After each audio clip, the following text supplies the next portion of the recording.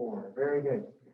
So now we're going to step with our right foot out to the right side. Remember, we want to line up the arch of our right foot with the heel of our left, so we step straight out. And we're going to shift forward and back.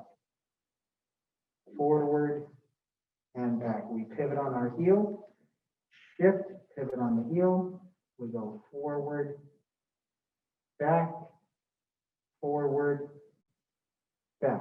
Pivot, shift, pivot, good. Forward, back, forward, back, pivot, shift, pivot, forward, back, forward, and back. So just as a quick clarification, you notice that I'm always narrating when to pivot and when to shift and all of that. And as a rule, if you want to move your foot, you're better off to take your weight off of that foot. So if I have my weight on this foot, it's very hard to move it. When I put all of the weight on my other foot, taking the weight off of this foot, it becomes much easier to move. It doesn't mean that you can't move your foot with weight on both legs. It's just not great for the joint to do that. You're going to put a lot of resistance and torsion into the joint. It's not really designed for that. So when we go forward and back, we want to have all of our weight on the back leg. That makes it a lot easier to pivot on that foot. And then we're going to shift to the other leg, taking the weight off of that one makes it easier to pivot that foot. So we go forward, back, forward, back. I pivot when I'm in the back position because there's no weight or shouldn't be weight on that foot that I want to move.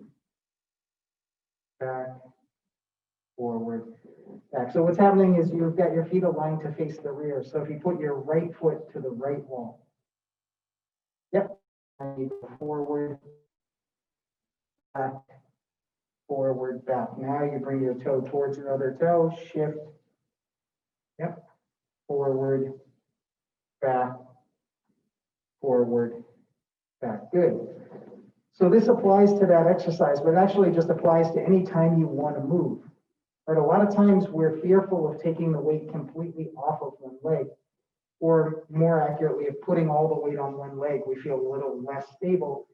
And so we may not get all of the weight off of that foot. And you notice that your feet kind of catch as you go because you haven't really taken the weight off.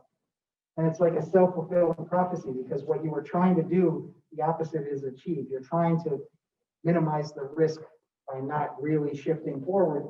And what you end up doing is much more likely that something that's sticking off the ground just that high could compromise my balance. Whereas if I have no weight on my back leg as it's moving, it can catch on anything and it's not going to affect my balance. If it has weight on it, then I can lose my balance. So whether it's Tai Chi or just any time that you're mobile, if you have a plan to move a foot in any direction, you're best to make sure that there's as little weight on that foot as possible. It's going to make it easier to move. It makes it easier to make adjustments, right? One of the ways I would describe the way that most people walk is falling towards your face and stopping yourself with your foot, right? You got that forward momentum. Every step was kind of an overcommitment. You know, it's fine if you're walking on this floor and there's no, there's no obstacle, but if you're walking in the grass and there's a little divot and you do that, you can't make an adjustment. It's too late. You just end up falling down. And so if you get used to controlling your balance, you won't be a victim to your balance. And so when we're doing this, we're trying to build that sensitivity in the feet and that understanding of how to move only when there's no weight on that foot, right? How do we know when we've shifted completely forward or back? When we start in this empty stance, our front foot, that leg is straight. And the rear leg, the leg that's supporting it, that has the weight on it right now, is bent. When I go forward, the front knee has to bend and the rear leg has to go straight. If the front knee is bent and the rear leg's bent, I have weight on both legs. If I straighten that foot and go forward, then all of the weight is on that front foot. There's the weight of this leg is still here, but I can take that weight off by then standing up. Right? So that's what we're trying to teach ourselves. All of these exercises that we're doing they have a benefit in enhancing our understanding of what we're trying to do with Tai Chi, but they also just have a general benefit to our ability, our mobility, all of that stuff. So, all right.